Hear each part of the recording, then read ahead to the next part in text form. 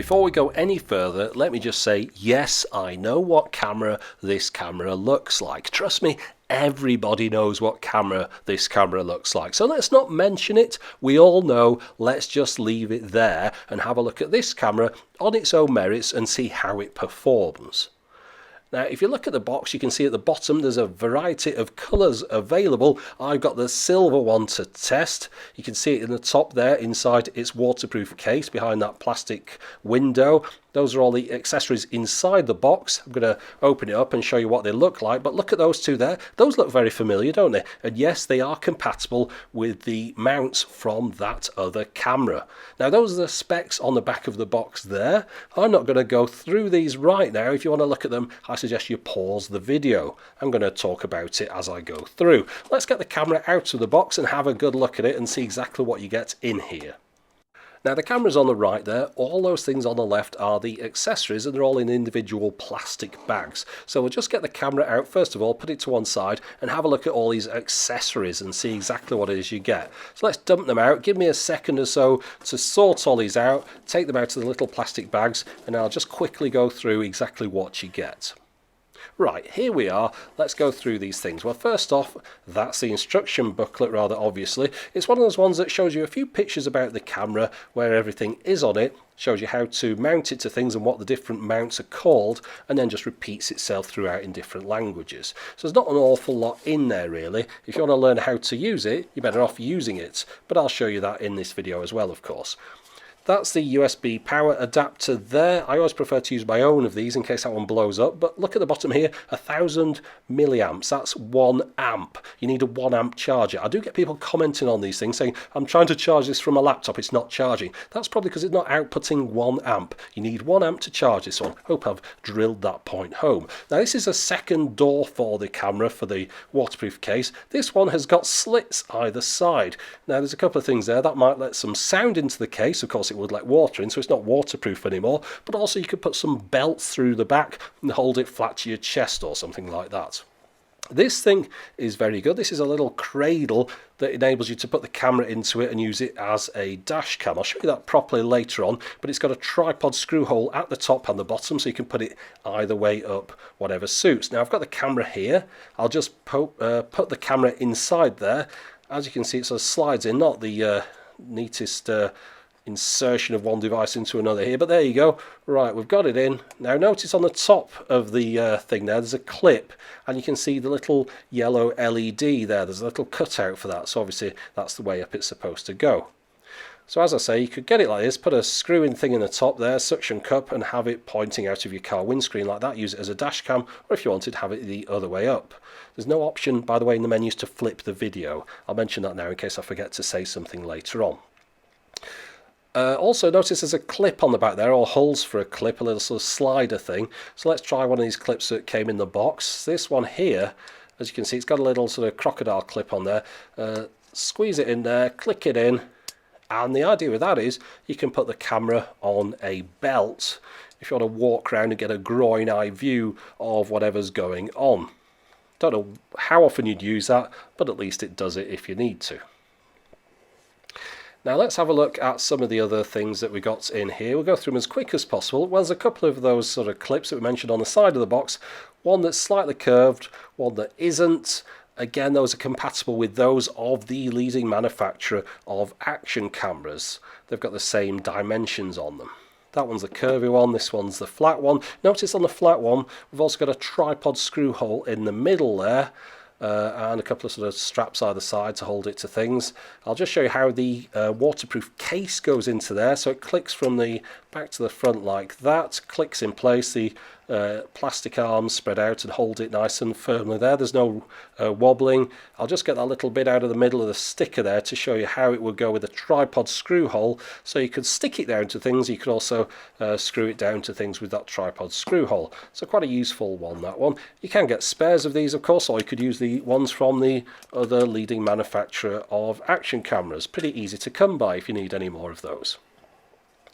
Now, just looking at this clip on here, I'll just show you that does you can be replaced with this one here, Gives a slightly sort of longer leg on it, might be useful for something, not entirely sure what. And some of these other ones, I'm not entirely sure what's going on, but you basically replace the thing at the hinge. You sort of take the screw bit that's coming across and replace it with one of these, or one of those with a shorter one, or one of those if you want to go sort of sideways on, or one of those if you want a tripod screw hole but on a sort of smaller base.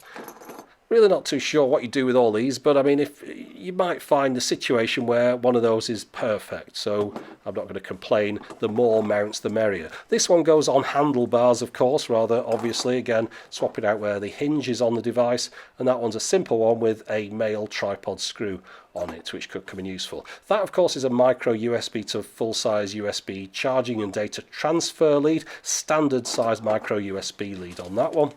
A bag full of Velcro straps, which I intend never to open because it's not really my thing.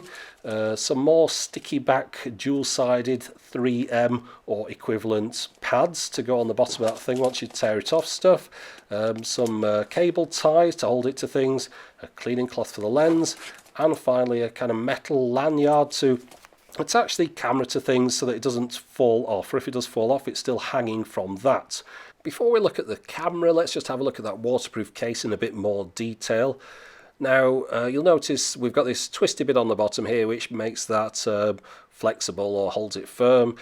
Quite useful that, because you can point the camera up or down at an angle, which is very handy. Now there's 4 buttons that go through here. Now notice those 2 on the side wouldn't be on the case of the leading Action Cam manufacturer's case. So this case is specific to this camera. You can't interchange the cases with that of the other camera because it doesn't have those 2 buttons on the side. We've got 4 rubber stoppers on the back here, a rubber thing around the back to stop the water getting in. The camera fits in there nice and neatly. One thing I don't particularly like, this latch locks even when there's nothing inside it, which is a bit annoying. You have to unlock it as I'm doing now. It's a little bit fiddly that, but of course it's supposed to be fiddly because the camera's not supposed to fall out when you don't want it to. Clicks in place nice and firmly, glass screen on the front over the lens there.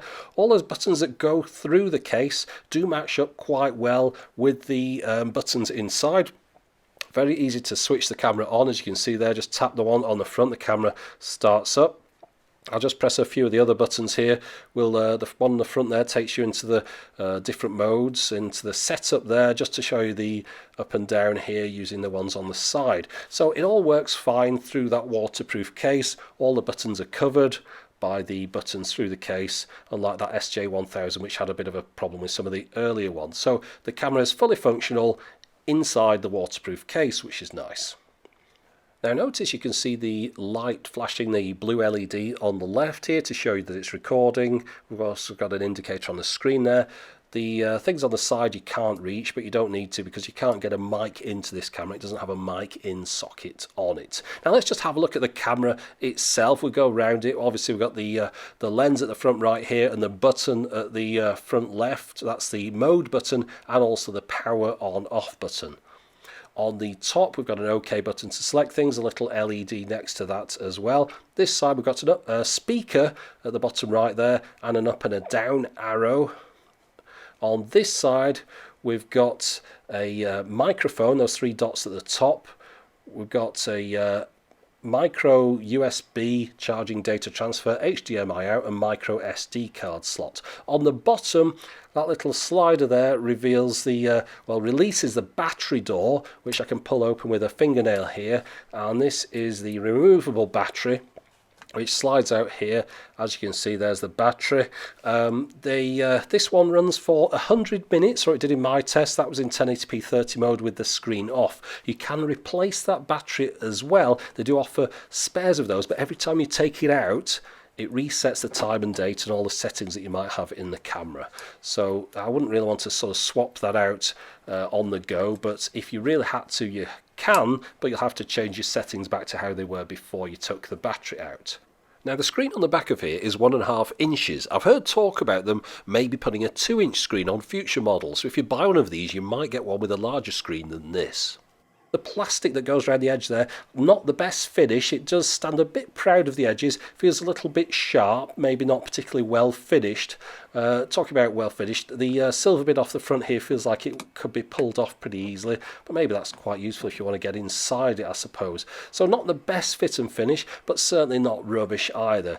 You get what you pay for. One thing I don't like is that on button. If you just tap it, the camera comes straight on. It's not one of those ones where you have to hold it down to switch it on, so it's very easy to turn it on inside a bag or a pocket. So if you're carrying it around, you're better off putting it inside that waterproof case. That would make it a little bit harder to press. Maybe they'll change that in a firmware update. If you press OK, starts recording, you can see the light flashing on the back there. There is a firmware update I haven't done, which will make the light on the top flash, I believe, as well. That was something they noticed. They thought it might be useful if people had that function. Press the OK button to stop it recording, and it stops like that. Now I'm going to go through the menus in the camera. There's 4 modes to start with. You've got the video mode, which is the one it goes into straight away, followed by the photo mode, and then there's the playback mode, which is the one we're in now. We can flick forward and back through the different videos we've recorded, play them back with sound, fast forward them, all that kind of stuff. The next one is the setup mode, the setup menus. Notice at the bottom right, 1 out of 8. There's 8 screens of these. This is all the setup menus. There's nothing else hidden in the camera, so if you don't see it in here, it doesn't do it. I'm going to go through these. I'd hate to do this to anyone, but people do ask. Those are your different resolutions, 1080p, 720p and a few others. Cyclic record, if you want to record in little segments, you can do that in here, or you can leave that off and it will record up to 4.3 gigabytes per file and keep recording, obviously, till the card's full.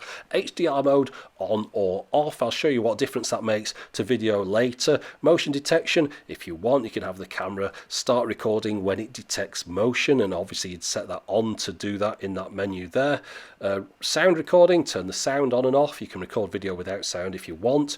Date stamp, this is where you choose whether to have a stamp on your video or not. Those are the different photo resolutions. Sequence, I'll show you that later on. It takes photos one after the other automatically if you set that on. Those are your different quality settings there. Best to leave it, I think, in normal. I think anything else might be a bit artificial and sort of do something weird to it. Same with sharpness, so set that in normal as well. Auto white balance, or white balance is the next one.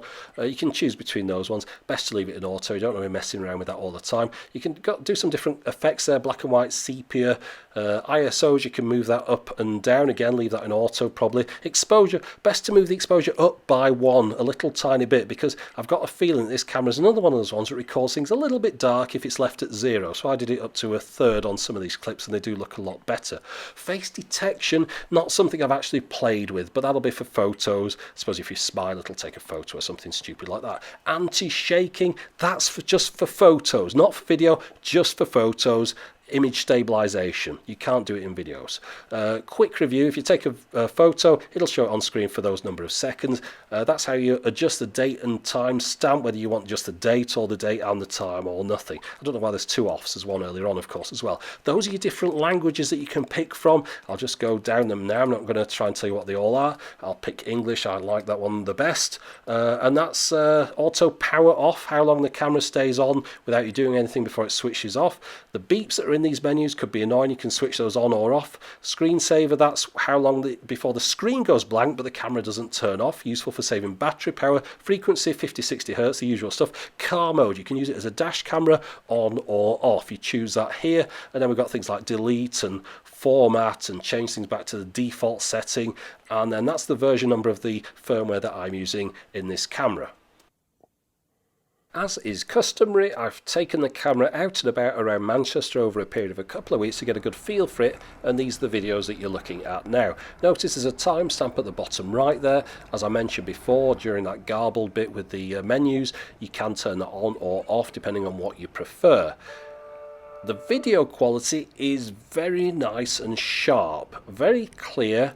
I do notice a little bit of darkness in places, as though it's crushing down the contrast a tiny bit, but really I'm pretty happy with it. Of course, we're dealing with the winter light again, where it's low in the sky, people are all wearing black and things are a little bit dark, so it's not the best time to be testing out a camera like this, but unfortunately this is the time of year it came out, so this is when I'm testing it. I've tried to get the best days I can, but there's a few gloomy ones in here as well. But as you can see, looking at the cobbles of the people angle and all the rest of it. Very sharp, very detailed, left to right, very wide angle lens on this camera, 170 degrees. You can notice the buildings curve in at the edges here. That's a 170 degree lens. You can't alter the field of view. It's just got the one in the camera. There's no option to change that, and it does cause a bit of a weird effect at times. Just look at this. As I'll pan down from Manchester Central now. Just look how everything sort of bulges a little bit. That's that fisheye effect that you get with the wide field of view. Some people call it barrel distortion. But one thing with the screen on the back of the camera, you can frame things really well. Notice I've got the buildings in perfectly here, the top of that lamppost on the right, everything just how I want it. Again, top of this building here, nice and clear. But sometimes I just feel that it could do with a little bit of punchiness to pull some of the darker parts out at the bottom of the scene, but it does a pretty decent job of getting the exposure right. I'll show you actually, we'll go inside the printworks here. Notice the camera shaking. Again, as I mentioned before, no image stabilization on video, just on the photo, but I've taken it in here to show you how it copes with the low light. As you can see, it's doing a very good job again. If you haven't seen any of my videos before, you'll know that this is a pretty dark place in Manchester. If you've ever been here, it's pretty hard to walk around without falling over, so that's doing a very good job. Now I've gone inside here into the Arndale Centre, into the shopping centre. I'm going to show you the different resolutions, show you a few things about those. So this is 1080p. Notice I've got the HDR off. I'm going to switch the HDR on. I'm going to show you what difference that makes to the video quality. So pay attention now, we'll just flip it over and you can have a look. There you go, that's the HDR on. Notice how it's sort of pulled up a bit of brightness on everything. Most of the clips I've taken have HDR on because I do like the way it looks. It adds a bit of punch to the scene. Now I've done a zoom in here, a crop right in the corner, that's with the HDR on. Notice how you can see the fossil sign, the lush sign and things. That's with the HDR off. Notice it's kind of got a bit of a yellowy tinge when it's got the HDR on. Now the 720p, it looks the same. It's the same field of view.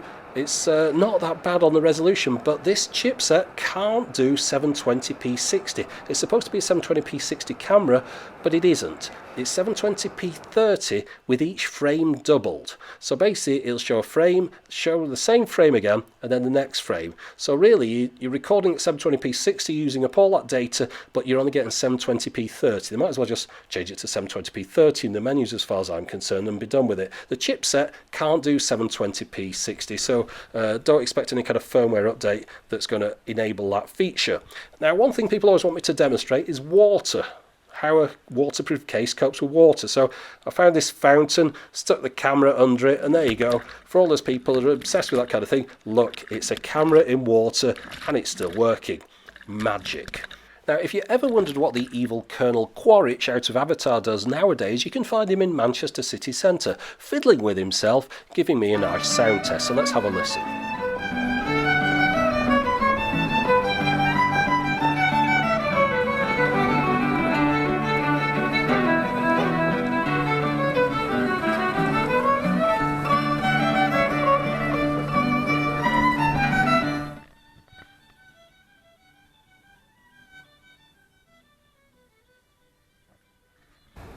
With that scowl, he also reminded me a little bit of Mo out of The Simpsons. Now let's have a look at some photos. Here's a video, and here's the photo of the same scene. You can see it's cropped the edges off, so it's a 4:3 format photo rather than 16:9 video. The photos pretty much look like stills out of the video. Not that I'm really complaining, because they're pretty decent quality photos. They're all right, nothing wrong with them. The fact that you've got that LCD screen on the back enables you to frame things properly. Also take a few different photos to make sure you got the exposure right where you pointed the camera. Now one thing I want to show you is how the camera can be used as a dash cam. So I'm plugging it into a USB power supply. Pretend that's plugged into your car here. Plug the other end into the camera.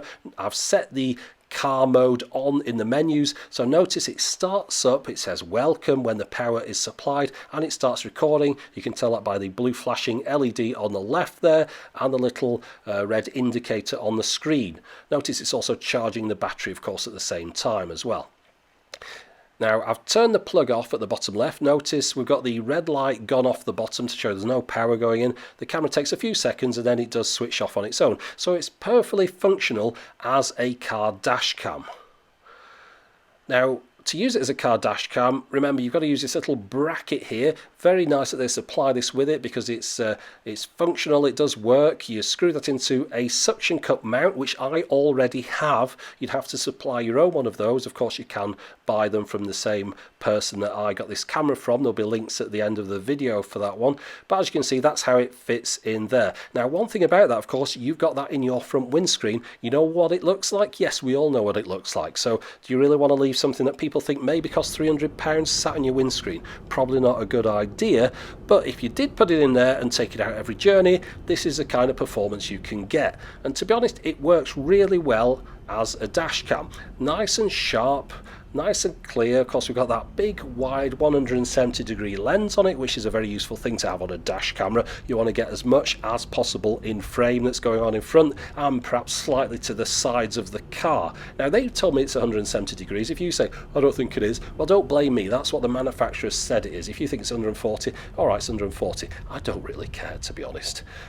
Now I'll show you what it looks like at night time in a moment. One thing I want to show you though, I've had a few people from the US presumably ask me about zebra crossings, how zebra crossings work. Well, I'm just about to demonstrate that to you now. So once this transit van goes across here, notice the lady on the right there, that means she wants to cross because she's stood there. I stop. She crosses over like she's the Beatles on the Abbey Road album, gave me a nice wave, and that's it. And now I'm up to a giveaway. That's those striper lines there that could probably do with being repainted, but most things in this country could do with being repainted because it's a bit of a dump at times. But anyway, that's how one of those zebra crossing things works. Let's have a look at some nighttime footage. Now, this is nighttime footage from the city centre of Manchester.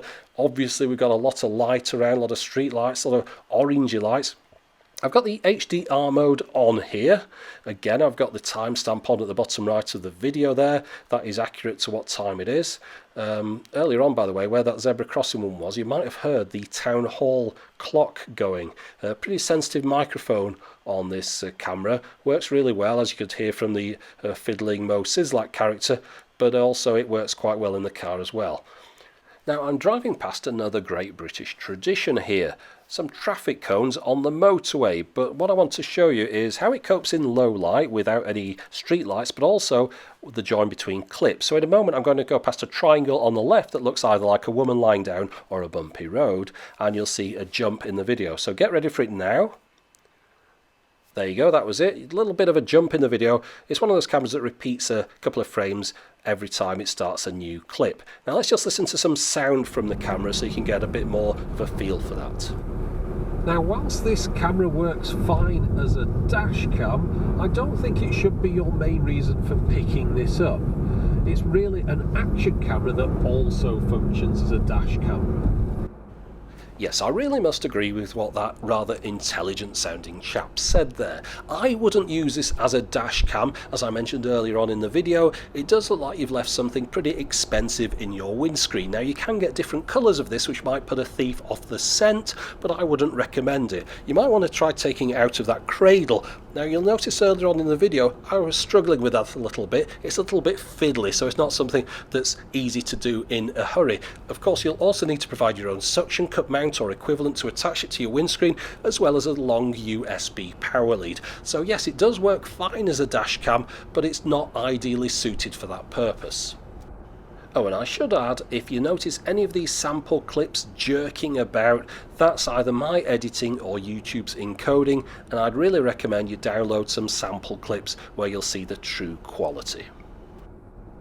Okay, specs time. Well, I mentioned earlier on, but I'll repeat it here, the battery life I got with this camera was about 100 minutes. That's in 1080p 30 mode with the screen turning off after about 3 minutes. The charging time is quite long. It takes between 3.5 to 4 hours. I don't know exactly how long because I lost track, but that's with a 1 amp per 1000 milliamp charger. The files are H.264 MOV files, 1080p 30. It's 15.3 megabits a second approximately in fine mode. 720p 30 is 13.6 megabits a second, and 35 minutes of 1080p video took up about 4.3 gigs. If you're interested in the weight of the camera, it's 60.8 grams, and in ounces that's 2.15 to round it up. And if we put the case on the camera, that does add quite a bit to it, of course. That is 5.47 ounces, and in grams that's 155. I'll quickly demonstrate a couple more modes out of the camera. First one, I'll show you the sequence photography mode. So if we switch that on and put the camera into the photo mode, which is the second one along here, now I'll press the shutter button and the camera will automatically take a photo approximately every 3 seconds until the card is full, I suppose, or the battery goes flat. You could use that for some sort of rudimentary time-lapse, I suppose. That interval can't be changed, by the way. The next thing I'll show you is motion detection. We'll switch that on and I'll put the camera down. Look for the blue light on the left flashing. That will indicate the camera is recording. Now I'll wave my hand in front of the camera to trigger the motion detection. It'll start recording, and what it does, it records 10 seconds of video. Now if it doesn't see anything after it started recording, it will just record 10 seconds and then stop. However, if the camera keeps seeing movement during those 10 seconds, it won't stop recording. It'll only stop recording when there's been 10 seconds of nothing happening. So I suppose you could use this as some sort of basic security camera, but if you wanted to do that, you'd want to power it and record at the same time, which is something it can do. As you can see here, I'm powering it, the battery's charging, it's recording at the same time. If you were doing this over a long period of time, it might be an idea to take the battery out, and the camera can work without the battery in it. However, if you take the power away from the camera, it will of course lose all its settings because there's nothing to store them. So it's not an ideal way to use it, however it can do this. Now I want to show you what it looks like when you plug it into a television. I've got my own micro HDMI lead, it doesn't come with one of those. I've plugged it in here. As you can see, I've got a live video out of what the camera can see showing on the television. That could be useful to your first person flying people that use remote control aircraft. However, it isn't, because this is one of those cameras where you press the OK button, it won't start recording. You can't record and stream live video at the same time, so that's just a restriction of this chipset, I think, over HDMI. You can, of course, play back videos you've recorded earlier on with sound. You can't get rid of this on-screen clutter though, unfortunately, and of course you can get into those setup menus and do the usual changes to setups and things. Now, in the interest of helping people out that are new to this, I've got to point out, I know it's rather obvious to most people, but you will need to provide your own memory card. I use a SanDisk Ultra 32GB Class 10 micro SD card, but you can get other ones, of course, as well. Now, as far as negatives go for this camera, I noticed the video does have a slight grain or texture to it at times. That's especially noticeable if I move things up into the fine, so it's best keeping them at normal. It does have a tendency to underexpose scenes, make them a little bit dark at times. 720p 60 is only 720p 30 with each frame shown twice. Might as well have just put 720p 30 in the menu then. It doesn't have a mic in, which would be a nice addition, and is that 170-degree angle lens a bit too wide? That's for you to decide. As far as positives go, the video is nice and sharp edge to edge. You'll have noticed that during the sample clips, and if they didn't look good, download some samples as well. The mounting options, of course, they're compatible with those of the leading manufacturer, so there's plenty of options available for you. You can get spare batteries and case from the dealer that I've linked to in the video description as well. The price, well, it's great. You'll have to look at that in the video description again, and it's very simple and easy to use.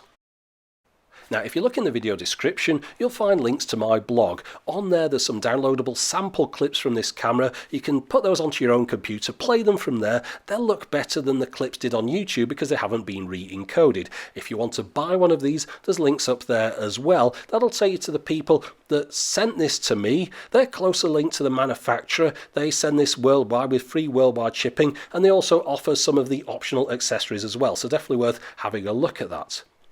So that's the SJ4000 camera, a definite improvement on the SJ1000, which was a very capable little camera with good performance, but people didn't like the build quality or the mounting options, things that have been resolved with this camera, especially now it's got access to all those additional mounts from that manufacturer that we're not going to mention.